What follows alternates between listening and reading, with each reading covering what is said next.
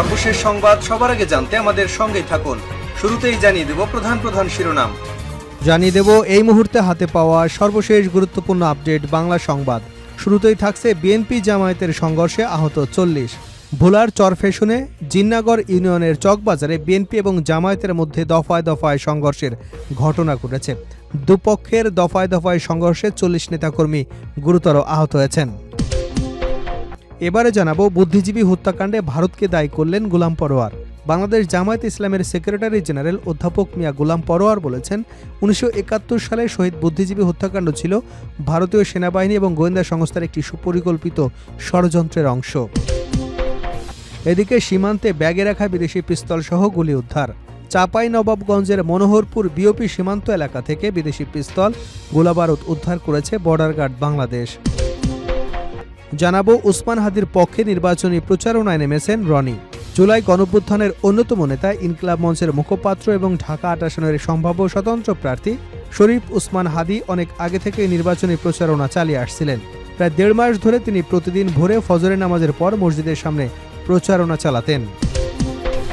এবারে থাকছে সিঙ্গাপুরের উদ্দেশ্যে এভার কেয়ার ছাড়লেন উসমান হাদি। বেশ কয়েকদিন রাজধানীর এভার কেয়ার হাসপাতালে ভর্তি থাকার পর সোমবার দুপুরে তাকে নিয়ে সিঙ্গাপুরের উদ্দেশ্যে রওনা দিয়েছেন তার বড় দুই ভাই ওমর ফারুক এবং আবু বকর সিদ্দিক। এবং সর্বশেষ জানাবো প্রধান উপদেষ্টার মধ্যে শেখ হাসিনার প্রতিচ্ছবি দেখতে পাচ্ছি ছাত্র অধিকার পরিষদ। বাংলাদেশ ছাত্র অধিকার পরিষদের কেন্দ্রীয় সভাপতি নাজমুল হাসান বলেছেন, বর্তমানে প্রধান উপদেষ্টা ডক্টর ইউনূসের মধ্যে আমরা শেখ হাসিনার প্রতিচ্ছবি দেখতে পাচ্ছি। শেখ হাসিনা যেমন করে বিএনপি নেতা ইলিয়াস আলীকে গুম করে খুন করে পরের দিন তার স্ত্রীকন্যাকে গণভবনে নিয়ে তার পরশমাখা স্নেহ বোঝাতেন, ঠিক তেমনিভাবে আমরা দেখতে পাচ্ছি প্রধান উপদেষ্টা ওসমান হাদির পরিবারের লোকজনকে সান্ত্বনা দিচ্ছেন। আমরা তো এই সান্ত্বনা চাই না, এদেশের মানুষ সেই সান্ত্বনা চায় না। এতক্ষণ শিরোনাম শুনছিলেন, এবার বিস্তারিত। প্রিয় দর্শক, আপনি যদি এই চ্যানেলে নতুন হয়ে থাকেন, ভিডিওটি দেখতে দেখতে চ্যানেলটি সাবস্ক্রাইব করে আমাদের সঙ্গে থাকুন। আর এই ভিডিও সম্পর্কে আপনি আপনার মূল্যবান মতামতটি কমেন্ট বক্সে জানিয়ে দিন। আর হ্যাঁ প্রিয় দর্শক, জানিয়ে দিন ভিডিওটি কোন জেলা থেকে দেখছেন। বিএনপি জামায়াতের সংঘর্ষে আহত 40। ভোলার চরফ্যাশনে জিন্নাগর ইউনিয়নের চকবাজারে বিএনপি এবং জামায়াতের মধ্যে দফায় দফায় সংঘর্ষের ঘটনা ঘটেছে। দুপক্ষের দফায় দফায় সংঘর্ষে শেষ খবর পাওয়া পর্যন্ত 40 নেতাকর্মী আহত হয়েছেন। সোমবার সকাল 10টায় জিন্নাগর ৯ নং ওয়ার্ডের চকবাজারে নির্বাচনী প্রচারণাকালে বিএনপি নেতা এবং জামায়াত নেতাদের বাগবিতণ্ডার এক পর্যায়ে প্রথম দফায় সংঘর্ষ হয়। আহতদের মধ্যে গুরুতর অবস্থায় দুপক্ষের ১১ জনকে চরফ্যাশন হাসপাতালে ভর্তি করা হয়েছে। বর্তমানে পরিস্থিতি নিয়ন্ত্রণে অ্যাক্টিভিস্ট, ম্যাজিস্ট্রেট, পুলিশ এবং সেনাবাহিনী মোতায়েন করা হয়েছে। চরফ্যাশন উপজেলা জামায়াতের আমির মৌলানা মীর শরীফ অভিযোগ করে বলেন, সকালে নির্বাচনী প্রচারণায় গেলে বিএনপির লোকজন তাদের মারধর করে। পরে নেতাকর্মীদের উদ্ধার করে হাসপাতালে নিয়ে গেলে সেখানেও দ্বিতীয় দফায় হামলা চালানো হয়। এতে জামায়াতের 25 নেতাকর্মী গুরুতর আহত হয়েছেন। এদিকে অভিযোগ অস্বীকার করে পৌর বিএনপির সাবেক সাধারণ সম্পাদক খায়রুল ইসলাম সোহেল বলেন, ঔষধ ক্রয়কে কেন্দ্র করে জামায়াত শিবিরের লোকজন প্রথমে সংঘর্ষে লিপ্ত হয়। এতে বিএনপির 15 নেতাকর্মী আহত হয়েছেন। সোহেল বলেন, জামায়াত আগামী নির্বাচনকে বানচাল করতে বিএনপির বিরুদ্ধে মিথ্যা অভিযোগ করছে। এ বিষয়ে উপজেলা সহকারী কমিশনার, ভূমি ও নির্বাহী ম্যাজিস্ট্রেট ইমদাদুল হক বলেন, বর্তমানে পরিস্থিতি শান্ত রয়েছে। বুদ্ধিজীবী হত্যাকাণ্ডে ভারতকে দায়ী করলেন গোলাম পরোয়ার। বাংলাদেশ জামায়াতে ইসলামের সেক্রেটারি জেনারেল অধ্যাপক মিয়া গোলাম পরোয়ার বলেছেন, 1971 সালে শহীদ বুদ্ধিজীবী হত্যাকাণ্ড ছিল ভারতীয় সেনাবাহিনী এবং গোয়েন্দা সংস্থার একটি সুপরিকল্পিত ষড়যন্ত্রের অংশ। রোববার বিকেলে বাংলাদেশ জামায়াতে ইসলামী ঢাকা মহানগরী উত্তরের উদ্যোগে ফার্মগেটের কৃষিবিদ ইনস্টিটিউট হলরুমে শহীদ বুদ্ধিজীবী দিবস উপলক্ষে আলোচনা সভায় তিনি এমন দাবি করেন। গোলাম পরোয়ার বলেন, বামপন্থী কলকাতা কেন্দ্রিক বুদ্ধিজীবী ভারতীয় তাবেদার নানাভাবে জামায়াতে ইসলামীকে হত্যাকাণ্ডের জন্য দায়ী করে থাকে, কিন্তু ইতিহাস এখন বহু তথ্য এবং বহু সত্য বেরিয়ে এসেছে। এই হত্যাকাণ্ড ছিল ভারতীয় সেনাবাহিনী, ভারতীয় গোয়েন্দাদের একটি সুপরিকল্পিত ষড়যন্ত্রের অংশ। কারণ 16 ডিসেম্বর বিজয়ের প্রাক্কালে এই হত্যাকাণ্ড হলো। তিনি যুক্তি দেন, 8 ডিসেম্বর বিজয়ের আগে ভারতের 36 সেনা ঢাকায় অবতরণ করেছিল। রেকর্ড আছে, তখন রাজধানী ঢাকা সহ পূর্ব পাকিস্তান ভারতের সেনাদের নিয়ন্ত্রণে। সেই সময় পাকিস্তানের সৈন্য রাজাকার আলবদর, স্বাধীনতা বিরোধী যাদেরকে বলা হয়, ওই বিজয়ের প্রাক্কালে ভারতীয় সেনারা যখন পুরো নিয়ন্ত্রণ নিয়ে নিল, তখন তারা তো নিজেদের আত্মসমর্পণ, নিজেদের প্রাণ বাঁচাতে পালিয়ে যেতে ব্যস্ত ছিল। কে কাকে খুঁজে হত্যা করবে, নিজেদের বাঁচাতেই তো তারা ব্যস্ত ছিল। তিনি আরও বলেন, 8 ডিসেম্বর বিজয়ের আগে ভারতের 36 সেনা ঢাকায় অবতরণ করেছিল, রেকর্ড আছে। জামায়াতের এই নেতা দাবি করেন, রাও ফরমান আলী ভারতের লেখকরা বলেছেন, ভারতীয় সৈন্যরা যখন ঢাকা সহ পূর্ব পাকিস্তান নিয়ন্ত্রণে নিল, পাকিস্তান সেনাবাহিনী 14 ডিসেম্বর আত্মসমর্পণ করতে চেয়েছিল। ভারতীয় সেনাপ্রধানের ইচ্ছা আরও 2 দিন পিছিয়ে 16 ডিসেম্বর আত্মসমর্পণের দিন ঠিক করা হয়।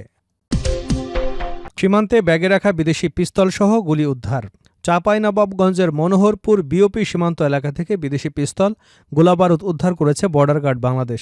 সোমবার সকালে গোপন তথ্যের ভিত্তিতে চাঁপাইনবাবগঞ্জ 53 ব্যাটালিয়নের অধীনে মনোহরপুর বিওপির একটি দল সদর উপজেলার গোপালপুর এলাকায় বিশেষ অভিযান পরিচালনা করে।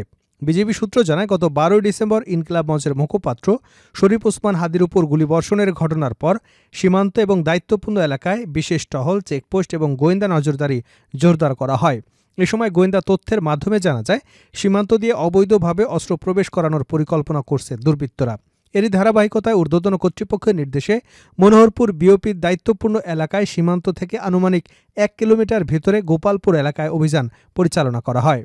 অভিযানের সময় 2টি মোটরসাইকেল আরোহীকে থামার সংকেত দিলে তারা দ্রুত দিক পরিবর্তন করে পালানোর চেষ্টা করে। এ সময় তাদের বহনকৃত একটি ব্যাগ মোটরসাইকেল থেকে পড়ে যায়। পরে ঘটনাস্থলে তল্লাশি করে ব্যাগটি উদ্ধার করা হয়। ব্যাগের ভেতরে কালো পলিথিনে মোড়ানো অবস্থায় যুক্তরাষ্ট্রের তৈরি 4টি পিস্তল, 9টি ম্যাগজিন এবং 24 রাউন্ড গুলি পাওয়া যায়।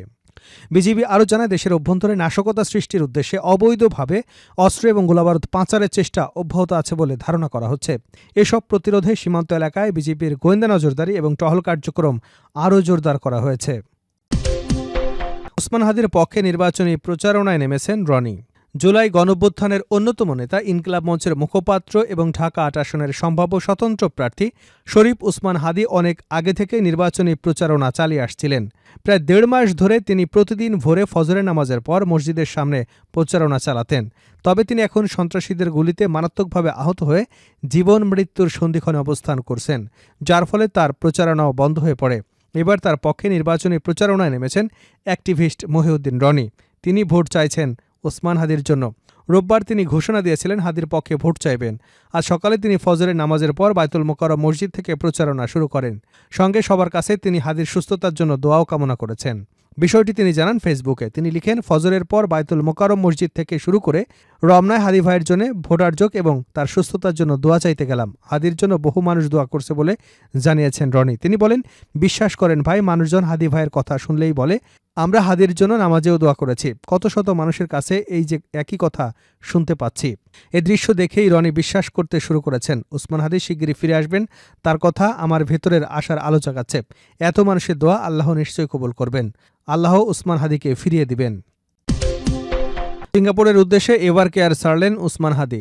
ঢাকা 8 আসনের সম্ভাব্য স্বতন্ত্র প্রার্থী এবং ইনকিলাব মঞ্চের আহ্বায়ক শরীফ ওসমান বিন হাদি শুক্রবার বেশ কয়েকদিন রাজধানীর এভারকেয়ার হাসপাতালে ভর্তি থাকার পর সোমবার দুপুরে তাকে নিয়ে সিঙ্গাপুরের উদ্দেশ্যে রওনা দিয়েছেন তার বড় 2 ভাই উমর ফারুক এবং আবু বকর সিদ্দিক।